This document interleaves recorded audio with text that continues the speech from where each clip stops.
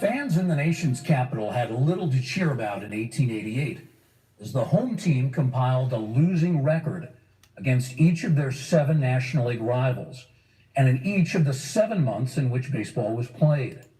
After a 3-game skid that saw the Nationals outscored 30-3 and even resort to using 40-year-old Civil War veteran John Greenig to start one game, a Washington Post reporter quipped, "A pitcher and catcher and Mr. Hoy constitute the Washington Baseball Club. The other 6 men who accompany them are put in the field for the purpose of making errors." As that comment suggests, although the relentlessly mounting losses often gave the Washington fan base cause for despondency, they could always depend upon rookie center fielder Billy Hoy to give them hope. Hoy's .274 batting average was almost 50 points higher than that of any of his teammates, while his .374 on-base percentage led the team by more than 100 points, and his 82 stolen bases paced the National League. There is no doubt about Hoy's being the greatest find the club has ever made, marveled another local reporter. He will soon lead the league in batting if he keeps on.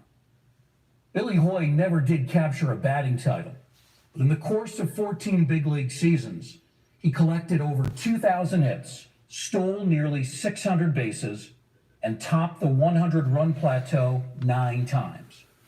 Yet not once in his long career did he hear the home crowds roar their approval, for a simple reason. Hoy had been deaf since a bout of meningitis at the age of 3. For that reason, he provided hope not only to the loyal supporters of every team he played for, but also to countless youngsters who saw that it was possible to overcome hardships and obstacles to become a big leaguer. That inspiring example led longtime Major League owner Albert Goodwill Spaulding to depict baseball as the embodiment of the democratic ideal. The son of a president, proclaimed Spaulding, would as soon play baseball with Patsy Flanagan as with Lawrence Lionel Livingstone. As we'll see, however, Spaulding's bold claim was true in only a limited sense. In overcoming physical challenges, Billy Hoy was indeed an inspiration. But many more would-be ball players encountered barriers of ethnicity and religion. To be sure, once given an opportunity to take part in a ball game, the talents of a lad with a distinctively Irish name like Patsy Flanagan become readily apparent, while a patrician sobriquet such as Lawrence Lionel Livingstone cannot disguise weak batting or clumsy fielding. Irish Americans took advantage of these realities to become the first group of outsiders to achieve great prominence on Major League diamonds. Yet their example provided no hope to many youngsters in 19th century America. Women were actively discouraged from playing baseball, while only a few African Americans played at the major league level before closed-door machinations eventually excluded them from professional baseball altogether. As one African American fan put it in 1897, it certainly does seem unfair to the colored patrons of the game to see on the diamond English, Dutch, Irish, French, Scotch, Hebrews, Italians, and Indians, and not a colored man to represent us when we contribute so largely to the game. In separate classes, we examine in greater detail the plight of women and African Americans who attempted to play baseball. Today, however, we will explore a subtler form of injustice. Belying Spaulding's claim that the baseball diamond stood as a beacon of equality, even the immigrants, members of minority groups, and handicapped aspirants who did have access to the ball field had to overcome some significant obstacles just to take part. Worse still, in many cases, those impediments were deliberately placed in their way as the result of prejudice. By the time the first professional baseball league, the National Association, commenced play in 1871, Irish Americans were already enjoying enough success. The numerous distinctively Irish names were found on team rosters. Their numbers continued to increase in the years that followed, and by the 1880s, many of the game's brightest stars were men of Irish heritage. Because of that success story, it is tempting to imagine that the children of Irish immigrants had to overcome little more than the occasional ill-conceived stereotypical remark, but that was not the case. When Ireland's Great Potato Famine impelled over 1 million refugees to flee across the Atlantic in the late 1840s and early 1850s, they met with little sympathy. In large part, the chilly reception could be traced directly back to the Catholic faith of the newcomers. This was particularly true in New England, which was dominated by the descendants of men and women dubbed Puritans because of their desire to purify Christianity by ridding it of all remnants of Catholic practices. With many prominent Protestant leaders denouncing the Pope as the Antichrist, young people were taught to play such games as break the Pope's neck. In Boston, during a raucous annual celebration known as Pope Day, effigies of the pontiff were even paraded around the city and then burned. Yet, since most Irish immigrants had exhausted their life savings to earn passage to America, they had no alternative but to accept jobs digging the nation's rapidly expanding canal network or performing similar forms of manual labor in the very cities where they were viewed with hostility. As aptly expressed by Mr. Dooley, the fictional Irish-American bartender created by satirist and former baseball writer Finley Peter Dunne, the stars and stripes whispered a welcome in the breeze, and a shovel was thrust into me hand, and I was pushed into street excavation as though I'd been born here. Irish ghettos characterized by deplorable overcrowding rapidly sprang up in every city where such jobs were available. Lacking the connections that would make escape possible, all too many of the immigrants who had crossed the Atlantic in hopes of a better life for their children found themselves trapped in inner city squalor. As late as 1885, a survey of Irish-born residents of Boston revealed 5,679 laborers, but only 4 teachers and 1 dentist.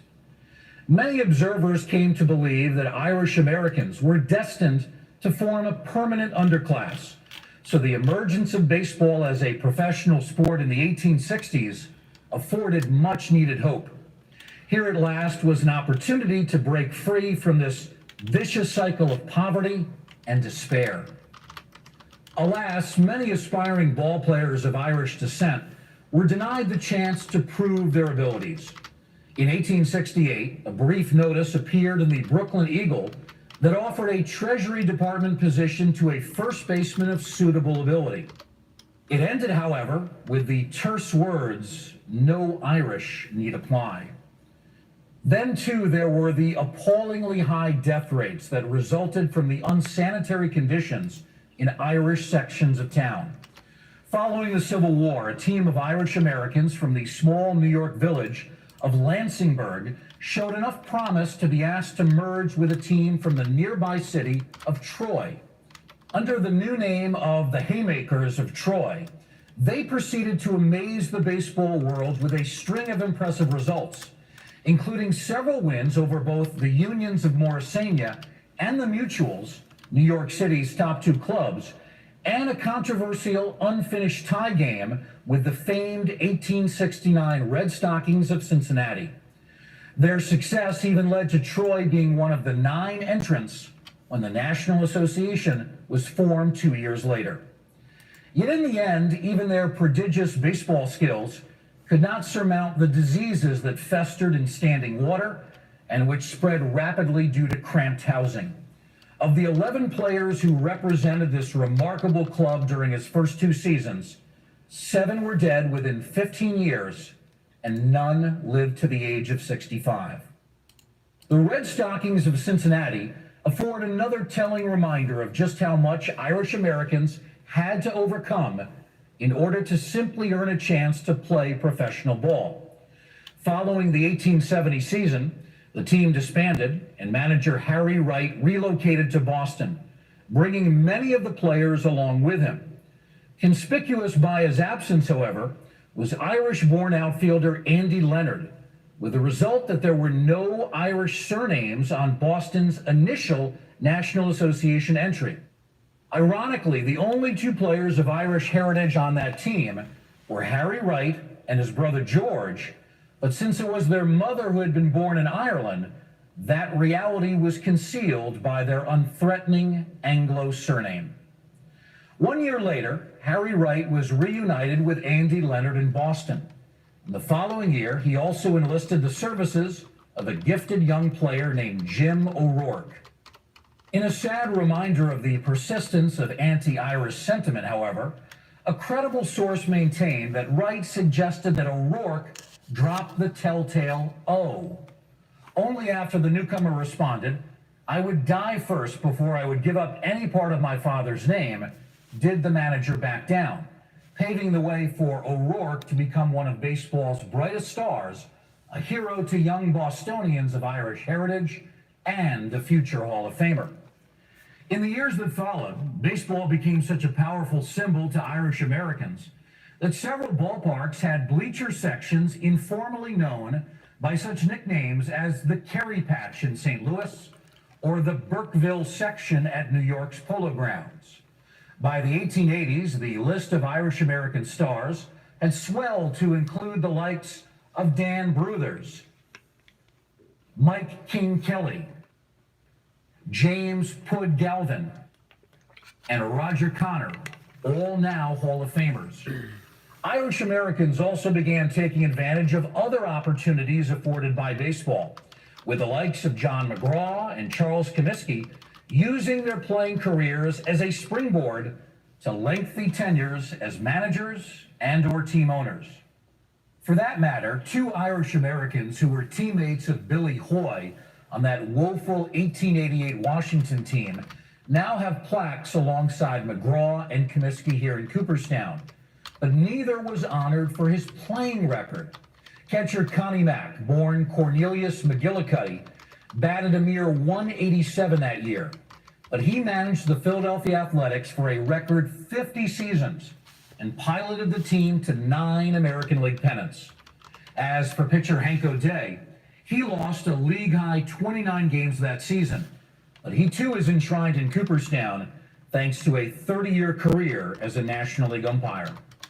Some Irish Americans even took advantage of the knowledge passed along by canal-building workers to become legendary groundskeepers. The 5 sons of immigrants, Morris and Bridget Murphy, for example, grew up playing baseball in the Irish Hill district of Indianapolis, but only one had the skill necessary to play Major League Baseball. The other 4, however, enjoyed success at groundskeeping, with John Murphy earning renown as superintendent of the Polo Grounds and his brother Tom playing an important role in the development of the pitching mound and the Baltimore Chop, while serving as groundskeeper of the legendary Baltimore Orioles in the 1890s. These success stories did not end prejudice against citizens of Irish heritage or members of the Catholic faith. Even when such accomplishments were recognized, it was likely to be done begrudgingly, such as when a reporter contrasted the Irish youngsters with no parental restraint to the American lads whose parents would not allow them to devote all their time to the study and practice of the national game. Nonetheless, by the end of the 19th century, the lot of Irish Americans had improved dramatically, aided greatly by the voting blocks that provided them with access to municipal positions that had long been out of reach. By then, other immigrant groups had begun to be represented on Major League diamonds, led by a large contingent of German Americans that included such luminaries as Hannes Wagner. Names of French origin like those of Anthony Robitaille, Charles Deacon Philippi, and superstar Napoleon Lajoie also began to appear, though their surnames were often frightfully mispronounced and/or truncated. Also becoming increasingly prominent were players whose ancestors hailed from such countries as the Netherlands and many British colonies. Many of these players had to overcome stereotyping and bigotry in order to play professional baseball. By and large, however, they found the path less arduous than did their Irish American counterparts. Anti-Catholic sentiment was one big reason for this difference. And so too was the process of chain migration, by which these groups typically arrived in the United States. That's because one of the factors that made life for Irish immigrants so difficult was that the potato famine forced so many poverty-stricken exiles to arrive in short order, overwhelming the available support systems. By contrast, the less desperate situations of newcomers from countries like Germany and Canada enabled a small delegation to make the initial trip to the United States, often in rural areas or small towns, from which they could prepare the way for others to follow. Moreover, settlers from France, Germany, and the Netherlands had all formed notable 17th century settlements in North America, making the adjustment easier for subsequent migrants. The transition years might be arduous, particularly for first-generation immigrants, but the members of each succeeding generation became more inclined to view themselves simply as Americans rather than as German Americans, French Americans, or Dutch Americans. During the final decades of the 19th century, however, what historian Stephen Thernstrom characterizes as a seismic shift in the character of European immigration to these shores took place. With traditional farming practices no longer capable of providing the necessities of life, millions of Catholic and Jewish peasants headed to the New World from Southern and Western Europe, adding religious differences to the already substantial cultural and linguistic barriers. In effect, the circumstances that had caused so much misery at mid-century had returned. Baseball was often used to teach immigrant children the ways of their new country. In a remark dripping with condescension, Morgan Bulkley, one-time president of the National League, commented, "There is nothing which will better amalgamate the foreign-born and those born of foreign parents in this country than to give them a little good bringing up in the good old-fashioned game of baseball. They don't have things of that kind on the other side of the ocean, and many spend their hours fussing around and conspiring and hatching up plots when they should be out in the open improving their lungs." With the goal of assimilation in mind, after-school programs were devised to allow immigrant children to play baseball, but these were often a source of concern for their parents. This was especially true of Jewish parents who had few prominent Jewish players to look to. In the 1860s and 70s, New Yorker Lipman Pike had been one of the game's most feared power hitters. He even served as the playing manager of 2 National Association teams and 1 National League team. One of those teams was the 1871 Troy Haymakers, whose diversity stood in marked contrast to the all-WASP Boston entry. Yet so few Jewish players followed in Pike's footsteps that when Southpaw Danny Friend reached the National League with Chicago in 1895, sports writer O.P. Kaler asked him about the scarcity of Jews in professional baseball. According to Kaler's account, Friend promptly denied that he was a Hebrew, and that reduced the case to one in which no member of the Jewish race ever attained prominence as a ball player. Kaler found this absence puzzling, speculating that perhaps the indolent life of the diamond is not in accord with the constantly active ways of the true Hebrew. But in fact, there was a very logical explanation. Many of the programs that offered children the opportunity to take part in baseball were overseen by organizations such as the YMCA or the Boy Scouts. And because these organizations actively promoted Protestant values and beliefs, Catholic and Jewish parents understandably worried that participation would undermine their children's faith. But this created quite a dilemma for such parents because, as historian Peter Levine explains, by the start of the 20th century, Major League Baseball was America's only national sport, and its players national symbols of American achievement. Immigrant children accordingly viewed baseball as representing nothing less than admission to an American childhood, a way to become real Yankees. In disbelief, one father wrote to the Jewish Daily Forward in 1903 to inquire, "What is the point of a crazy game like baseball? When I was a boy, we played rabbit, chasing each other, hide and seek. Later we stopped. If a grown boy played rabbit in Russia, they would think he had lost his mind. Here in educated America, adults play baseball. They run after a leather ball like children. I want my boy to grow up to be a mensch, not a wild American runner." But he cries his head off. The editor, the distinguished novelist Abraham Cahan, advised the distraught father to let your boys play baseball and play it well, so that they would not grow up foreigners in their own birthplace. Eventually, most Jewish parents felt obliged to take Cahan's advice. There was a lag before their offspring began to make their way onto major league rosters, despite manager John McGraw's efforts to find a Jewish star for the New York Giants, thereby providing a drawing card for Jewish fans to come to the Polo Grounds. But at last, Hank Greenberg, born in New York City on the first day of 1911, revived the tradition of the feared Jewish slugger by winning 2 MVP awards and even challenging Babe Ruth's single-season home run record. Most of the Catholic parents who had arrived in the United States from Southern and Western Europe in the late 19th century also followed this course, setting the stage for a new set of names to be misspelled and abbreviated in baseball box scores. Of course, baseball still did not have a place for all youngsters, since while foreign accents lessened in time and old world outfits could be exchanged for spiffy new baseball uniforms, skin color did not fade. As a result, professional baseball's odious color barrier also made participation more difficult for members of other minority groups. True, when rookie Louis Sockalexis, a member of the Penobscot tribe of Native Americans, took the National League by storm in 1897, sports writer O.P. Kaler mused, "There is no prejudice against the Indian such as has always existed against the Negro."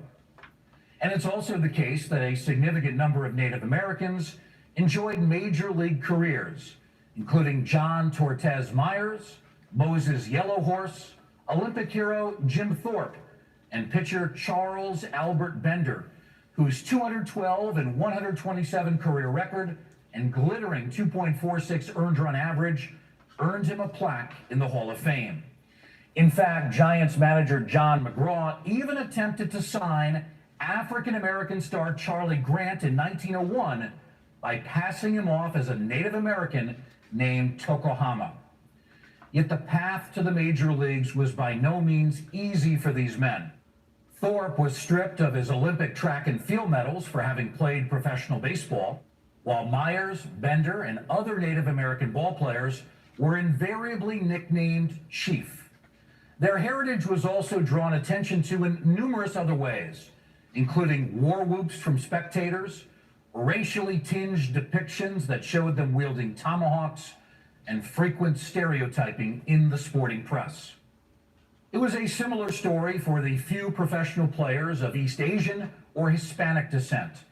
No systematic attempts were made to prevent members of either group from playing baseball, yet they were discouraged in all sorts of subtle and less than subtle ways.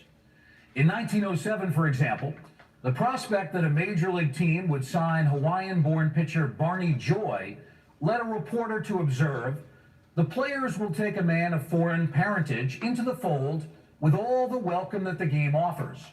But as a rule, they make it so bumpy for a foreign-born player that he usually backs out with good grace after the first whirl around the circuit." Predictably, Joy never signed a major league contract, and it was not until the 1960s that a player known to be of East Asian descent played in either the American or National League. A few players of Hispanic descent did play in the white major leagues before Jackie Robinson's debut, but only after questions about their race had been addressed. When the Cincinnati Reds signed 2 Cuban players in 1911, for instance, they were described as 2 of the purest bars of Castilian soap ever floated to these shores. Likewise, when the National League Providence Grays signed a pair of California-born catchers of Hispanic ancestry, some stockholders expressed opposition, though they did not ultimately succeed in blocking the signings.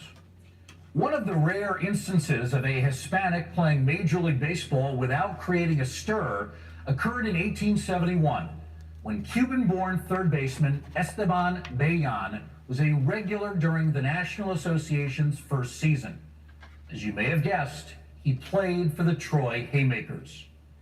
Given all that we've discussed so far, it's clear that baseball fell far short of exemplifying the democratic spirit of Albert Goodwill Spaulding's imagination. And yet the contributions of the many players who worked long and hard to bring it closer to that ideal should not be ignored.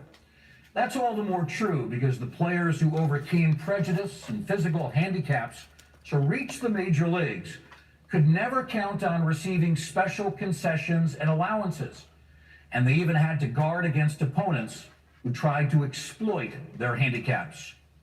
Billy Hoy, for example, was tactlessly tagged with the nickname of Dummy, as were many of the deaf or hearing impaired players of the era.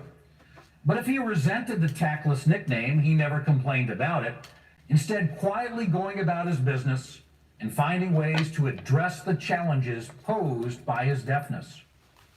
As a student at the Ohio School for the Deaf in Columbus, for example, Hoy played catcher, third base, and various outfield positions. But after turning professional, he made a successful transition to center field in order to minimize the risk of collisions and miscommunications. During his sophomore season with Washington, Billy Hoy even got the better of several Cleveland infielders who tried to take advantage of his handicap. When Hoy reached second base and did not appear to be paying attention, the ball was passed to Cleveland second baseman Cub Stricker, who snuck behind Hoy in an attempt to pull the hidden ball trick. But Hoy detected their maneuver, smacked the ball out of Stricker's hand, and scampered down to third. Cleveland's captain angrily maintained that Hoy's tactic was illegal, and while he was unsuccessfully pleading his case to the umpire, one of his teammates retrieved the baseball and concealed it under his arm in hopes of evening the score. But this time, Hoy sat down on the base and refused to budge until the ball was safely in the hands of the pitcher. Buoyed by Hoy's inspiration, the Ohio School for the Deaf became renowned for its baseball teams, and a number of other alumni went on to careers in professional baseball. His success also helped to ease the way for William Deegan, Luther Taylor, George M. Leitner, R.C. Stevenson, and several other deaf ball players to reach the major leagues. When Deegan, Leitner, and Taylor were teammates on the 1901 Giants, several of their teammates even learned sign language. By then, Billy Hoy was 39, and his lengthy big league career was nearing its end. Nonetheless, while patrolling center field for the White Sox, he continued to find ways to contribute, leading the league in walks and compiling a stellar .407 on-base percentage as the White Sox captured the American League's inaugural pennant. Hoy also continued to find new ways to compensate for his disability. That summer, he explained to a reporter, "My teammates tell me whether a ball or strike is called by using the left fingers for balls and the right fingers for strikes. By a further system, my teammates keep me posted on how many are out and what is going on around me." The signals sent to Billy Hoy by his teammates are sometimes said to have been the inspiration for the ball and strike signals that were adopted by umpires a few years later. The evidence for this claim is weak, however, and it appears more likely that the two developments occurred independently. Yet those signals do show that by the start of the 20th century, there was an increasing willingness in baseball to embrace diversity. There was still a long way to go, to be sure. For that matter, more than a century later, there is still considerable room for making baseball more inclusive. Nonetheless, when Billy Hoy's teammates relayed the umpire's calls to him by means of their fingers, it was a small but significant step in the right direction.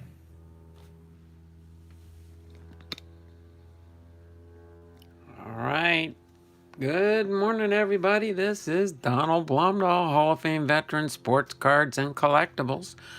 Hopefully you enjoyed that video we just finished in our series, Play Ball, lecture number 13. All right. So how's everybody doing this morning? Hopefully you all are having a great start to your week. All right. We're going to get ready here for our part 2 of our content coming up here. I did not get any family mail call packages, so I decided to do a Throwback Thursday. So we're going to do a Throwback Thursday today. I'm going to open up. Oops, hold on a second. There we go. Sorry about that feedback there. But yeah.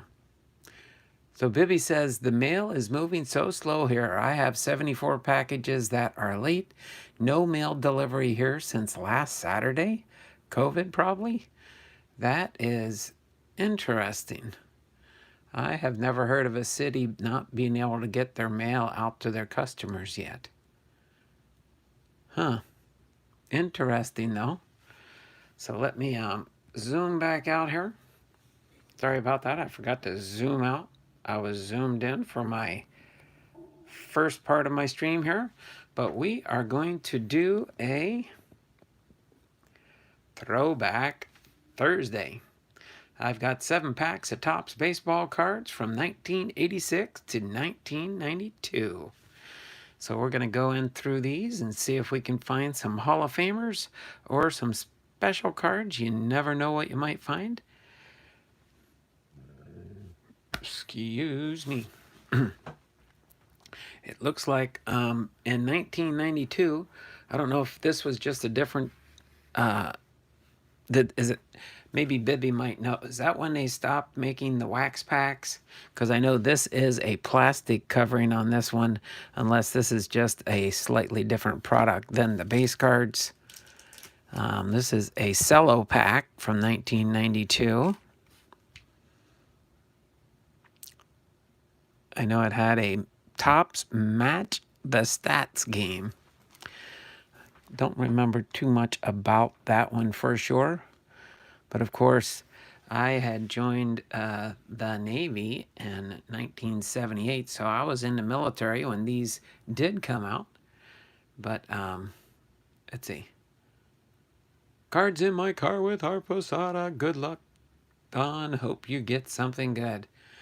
Okay.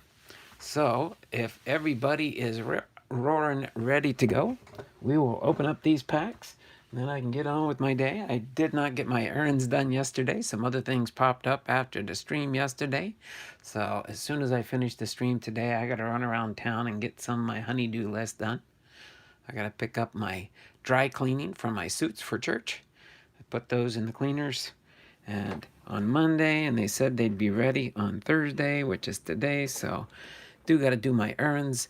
But before that, we will go in here, and if down the road I get some pretty good cards out of these, I will put up a little stand and put them up there. But primarily, we'll see if we can find some rookie cards, some Hall of Famers, of course. We do have 89 Topps, but we can't find Ken Griffey in there. Ken Griffey didn't appear until 1990. The only 89 Topps product Griffey was in with his rookie card was the 1989 update set. Okay. Or Topps traded set, not update. Topps traded set. Bibby would he would reprimand me for stating that wrong. But we're going to just go through one by one each of these packs here from my pack boxes that I use from my Patreons and or channel members. And just as a side note, coming up this Saturday on the 12th, I'm going to cancel out all, let's see, Ethan Lamb, mentioned you any comment. Ethan's cards and more. Okay, but so yeah, laugh out loud. Bibby's, what? Topps Update? They didn't have Topps Update back in the day. But no, Topps traded. the T41 is the Topps traded card number 41 for Ken Griffey Jr.'s rookie card in the Topps 1989 product. So let's go ahead and get ready to rip, roar, and ready to go. Again, you get 15 picture cards and 1 stick of bubble gum. I don't think I'll be eating the bubble gum because I can feel it right here, and hopefully we don't have a good card that's stuck there with that. But we will see what we get in these cards here. And there's our bubble gum stuck on Jim Ganter's card. There we go. Part of it came off. Looks like Jim Ganter got some bubblegum stickage here. Oh my word. There we go. So down the road, if somebody gets this Jim Ganter, it'll have gum residue on it. But that's what the 1986 cards look like. And I'm pretty sure these, and you can see, if you can see that little bubble there, you can see where the gum kind of damaged the card. So since it's nobody, I'm going to just toss him since he's all damaged and stuff there. But we will get in here. Okay, this looks like this was the official game for Spring Fever back in the day. Win a trip for 4 to the 1987 spring training camp of the team of your choice. That would have been a cool thing to do back in the day. But I'm sure it's past the expiration, since I don't think we could go back in time and go to the 1987 spring training camp. So that'll go in the circular file also. So let's see who we find in here. Ooh. These are all tipsy-topsy-turvy. I'll just flip them over. So we got Marty Barrett with the Red Sox. There we go. Chasing Donnie Baseball, Don Mattingly, All-Star card. Nelson Simmons with the Tigers. Cesar Cedeno with the Cardinals.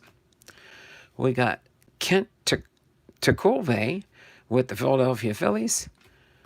We got Frank Tanana with the Tigers. We got Dennis Martinez. Didn't they sometimes call him Dennis Martinez? Or was it Denny Martinez? All right. Oh, there you go. This is very cool. Can't wait to see the different card designs. There we go. It's always fun looking back on these old vintage cards. This should be the subset for the 2021 cards, the 1986, because that'll be the 35th year for this. Dennis and Denny, same guy. That's what I thought, baby. I always knew him as Dennis Martinez or Denny Martinez. Yep. Bud Black with the Royals. Glenn Hubbard with the Braves. Oral Hershiser. There we go. Oral Hershiser. Got to move out my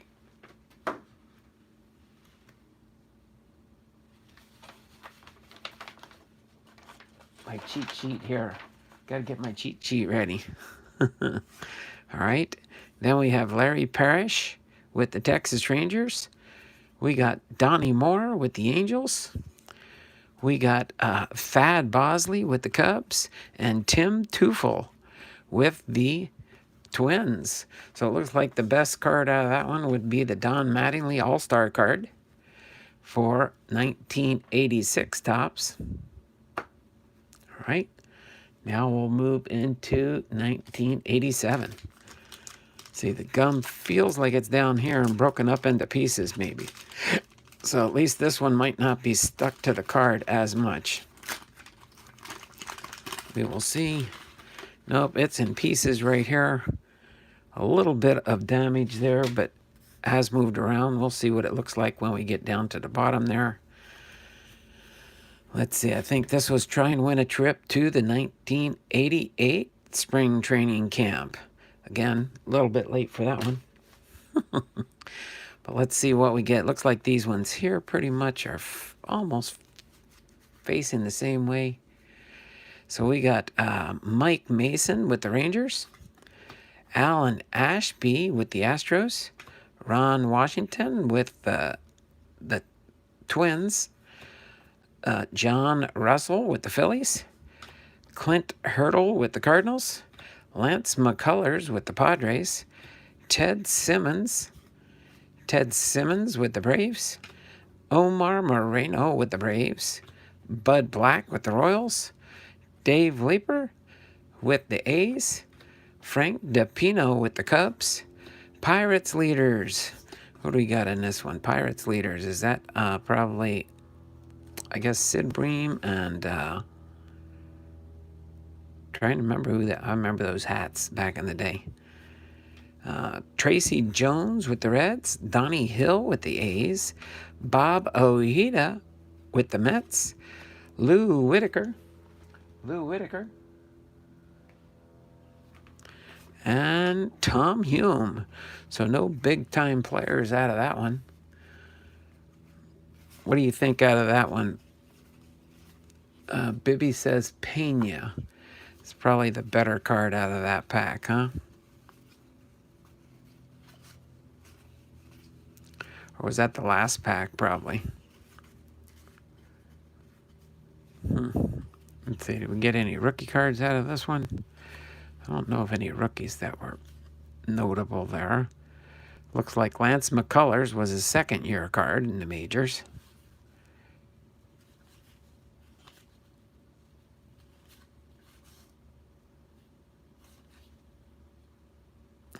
Dave Leeper, looks like he made it to the A's twice.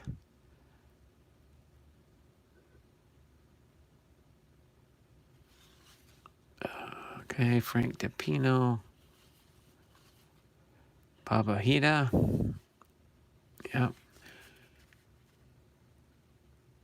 Oh, that was Sid Bream and... Oh, this one here. Is that Sid Bream and Pena?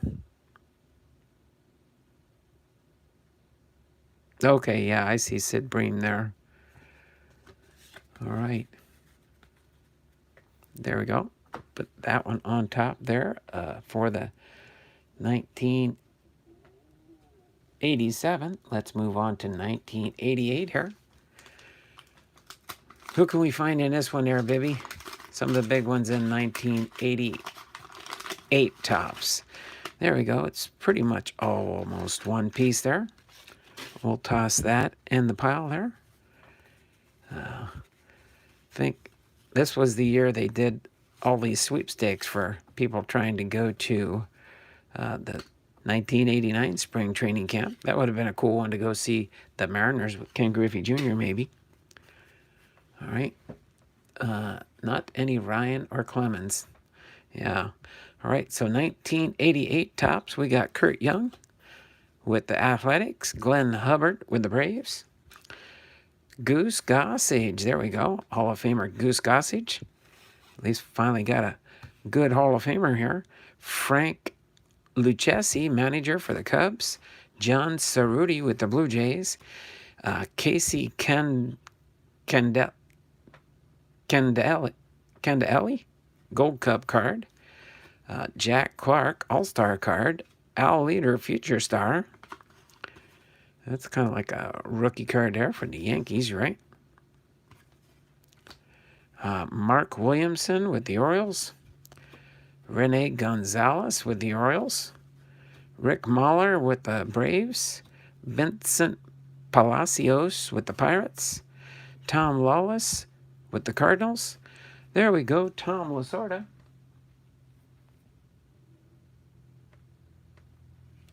Hall of Famer Tom Lasorda, manager, Hall of Famer manager, and Dave Parker. Dave Parker, awesome player back in the day. So let's see, we got a Gold Cup card, we got a rookie card, and the two Hall of Famers, Goose Gossage, Rich Gossage, and Tom Lasorda. Tom Lasorda, two Hall of Famers. Variations on leader. Two different photos used. Oh, and leader, huh? Or lighter. Maybe it's lighter. Is this the variation or is this the base? Just kind of curious. Not sure. Okay, that's fine. Yeah, I don't think they put. You probably just have to go online and look it up on the trading card database, and it'll tell you. But 2 Hall of Famers out of that pack there. Let me get a pack up or a display up here for Goose Gossage. Let me get them. No, I'll do it later. All right, so now let's move into the 1989 tops here. See if we can find any Hall of Famers out of this pack here. So 1989 tops. Got some broken gum in there. And let's see what we got here. Got some more of the spring training here. And the company store, Baseball All-Star Card Collector. That would have been cool getting a t-shirt like that. You'd think, well, or that's more like a sweatshirt than a t-shirt. It is a sweatshirt. It says a puffy lettered sweatshirt from the company store. All right, so let's get into this 89 tops here and see what we can find here. We got Chili Davis with the Angels, Terry McGriff with the Reds, Andy Baines first draft pick card. That's the style that they're using for the draft picks for 2000. I guess because that's the style they used back in the day for this one. So set that there. Jeff Robinson with the Pirates, Wes Gardner with the Red Sox, Mike Greenwell, All-Star card, Will Tejada with the Expos, cards in my car with Art Posada, the year I was born. You were born in 1989 there? I was already 31. Will Tejada with the Expos, Larry Sheets with the Royals, Chris Spear with the Giants, Jose Alvarez with the Braves, Bruce Ruffin with the Phillies, Juan Castillo with the Brewers, Steve Jeltz with the Phillies, Eric Davis with the Reds, and Todd Froworth. So I guess the only notable one there is Andy Baines with the Padres. Number 1 draft pick. Freshman, sophomore, and junior year in college. All right. Yes, I was a newborn. All right. 3 more packs to go. Let's move on to the 1990 tops. 1990 tops. There's our gum. Nice little pile there. Let me turn this over. Put this down here. Oh, I see 2 Hall of Famers at least.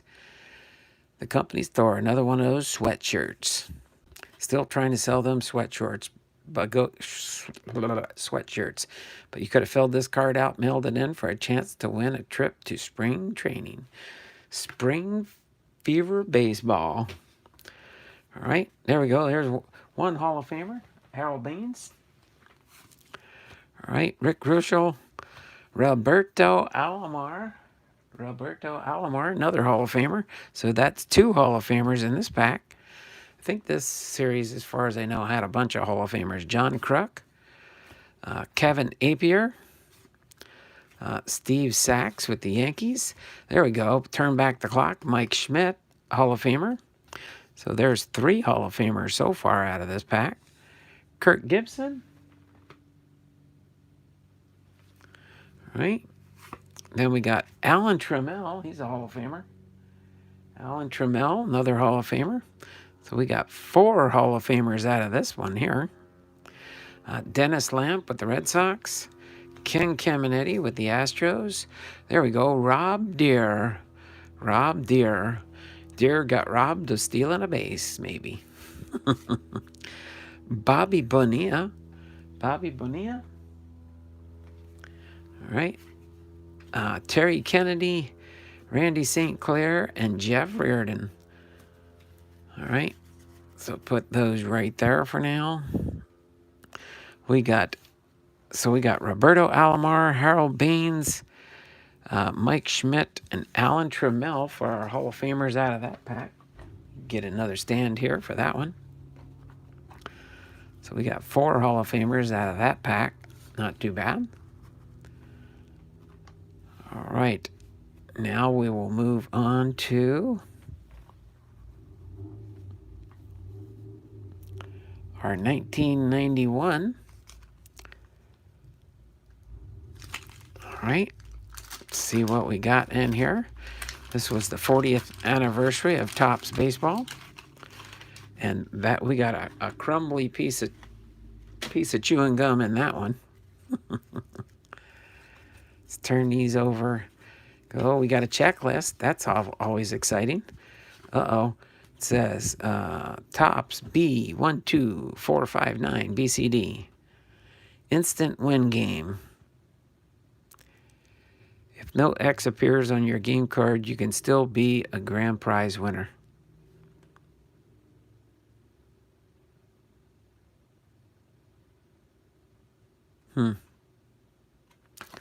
That would have been nice. But there, you had to, all cards must be claimed no later than April 1st, 1992.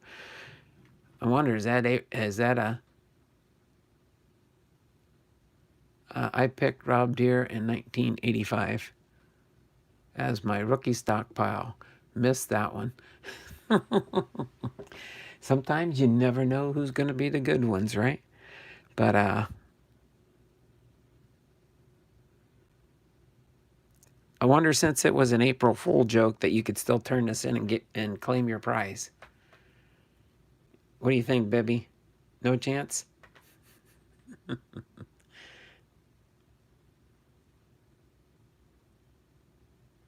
Oh, you never seen that card before. It says it's an instant. It says if you have an X number next to the TOPPS name on your card, but I don't have an X number, so it's a B, and it's a 12459 BCD. You are an instant winner. Subject to verification. If you are an instant winner, to obtain your prize, sign this card in ink, print your name, complete address, and phone number on a plain 3x5 card, and mail this card, registered or certified, mail to the RRR to address below. Keep a copy of this winning card showing the TOPPS X number for your records. If no X appears on your game card, you can still be our grand prize winner. Just fill out the TOPPS sweepstakes entry form on the other side and follow the instructions for a chance to win. That would have been kind of interesting. I have a wild stack of those instant win cards. They make great bookends for to protect the first and last cards of sets in a box. Oh, okay, I see what you. That's interesting. How you doing there, Frank? Thanks for popping into the stream here. So we got Glenn Allen Hill with the Blue Jays, Rob Patterson with the Pirates, Jim Neidlinger with the Dodgers, Mike Felder with the Brewers. We got Dwight Evans with the Red Sox. We got Rodney McGraw with the White Sox, Wally Joyner with the Angels, Oral Hershiser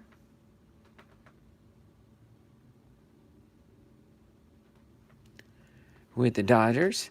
We got a famous checklist card for the Houston Astros, Kansas City Royals, the Los Angeles Dodgers, the Milwaukee Brewers, and the Minnesota Twins. That's and it's continued on checklist number 4. This is checklist number 3 of 6. Casey Candela, Roy Smith, Jeff Kunkel, Wes Chamberlain, and Sean Bosky and Wally Whitehurst. So nothing too notable in that pack. One more pack to go. Then we'll be finished for our Throwback Thursday. Moving now into the Cello Pack for TOPPS Major League Baseball 1992. Get 15 picture cards in here. I think they put it in, you would think when they put it in the Cello Pack, it would preserve the gum, But I don't think they put any gum in these packs. I think they stopped putting the gum in.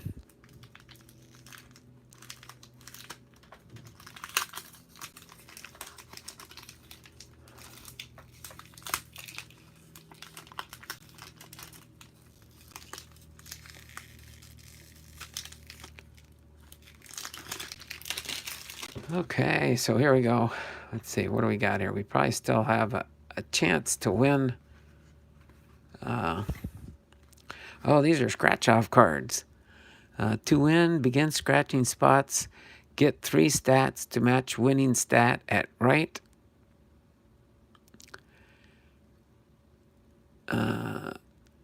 Before you get an out. It says winning stat, Cecil Fielder was 90. In 1990 was the first since 1977 to reach 50 home runs when he hit 51. So you have to get 3 51s in here to be eligible. This ticket is a winner if you select the correct spots. See the instructions above.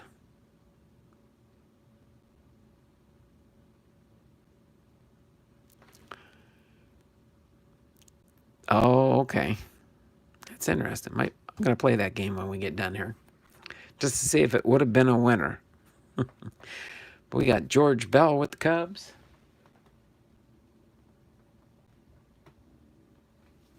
George Bell with the Cubs. We got Wally Backman with the Phillies.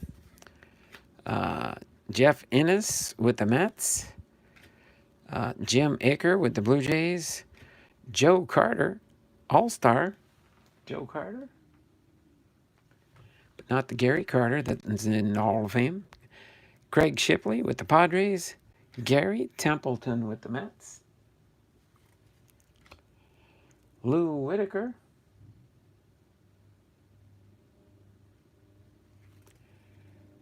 Todd Stottlemyre, he's an announcer for the Seattle Mariners. Bruce Ruffin with the Phillies. Don Robinson with the Giants. Tom Kelly, manager for the Twins. Chili Davis. Then we've got Paul Abbott.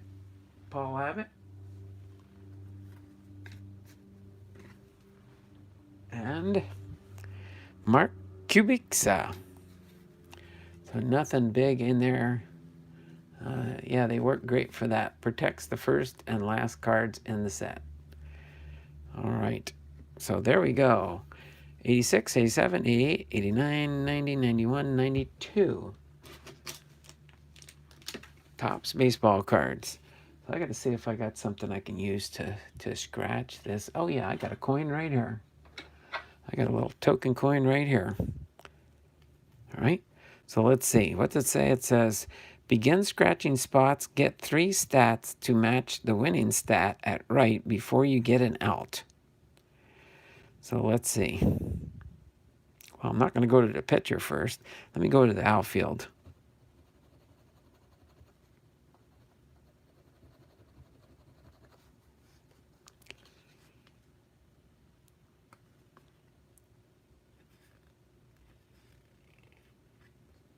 I don't know what that means.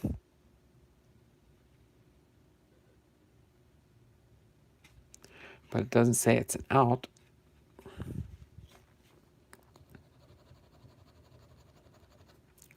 Oh no.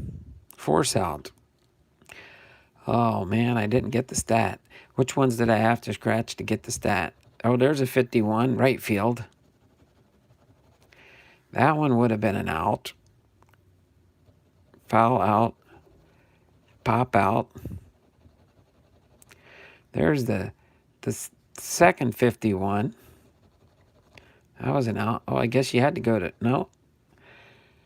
Oh, that was a 51, that was a 51, and that one's a 51. So what would my prize have been if I did that? I would have got a Topps Gold Card Series 1992 pack of 10. What's it say? Collect bonus offer. Collect 100 runs and receive 10 1992 cards for the piece for the special price of $1.25 plus 75 cents postage and handling. Total $2. Scratch off home plate and reveal the number of runs the ticket is worth. All right, I scored 10 runs. I only need 90 more. I would have only needed 90 more, but I didn't win. I wonder what's under this one where it says void if scratched. Oh, they just scratch it off to make sure you have a valid ticket. Ticket number 2039. Well, that was interesting. Now I made a mess on my brake mat. I'm going to have to clean this off now. Gold cards were hard to find in 92. In 93, I think they put one in every pack. Exactly. Yep. I know what you mean. The TOPPS gold cards.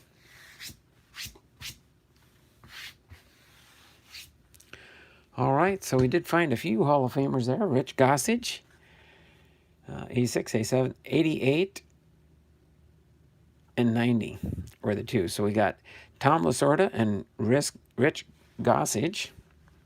All right. And then we got in the 1990, we got the Roberto Alomar, the Harold Baines, the Mike Schmidt, and the Alan Trammell. So pretty cool cards there. 4 Hall of Famers in the 1990 pack.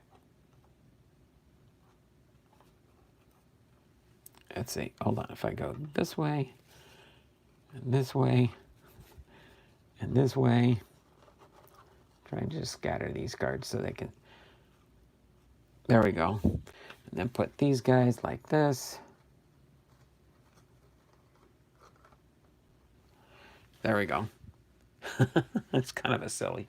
Just me being silly there. All right. So we've got that there, that there. Coolness all around. So other than that, I can't think of anything else to go over today. I know it's a short stream today. Just over an hour, but that's okay. Sometimes we have longer streams. Sometimes we have shorter streams. Let me get this over here like this. Actually, I should move these cards.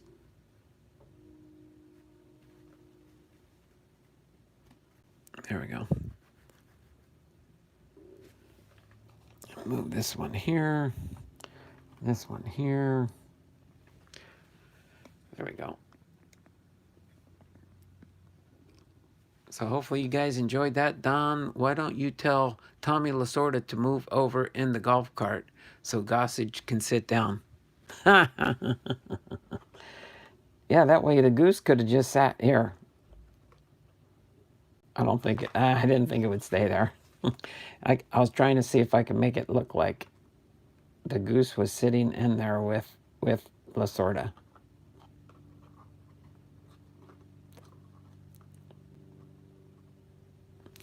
There we go. How's that? Goose is trying to get his foot in the golf cart with Lasorda so he can join him.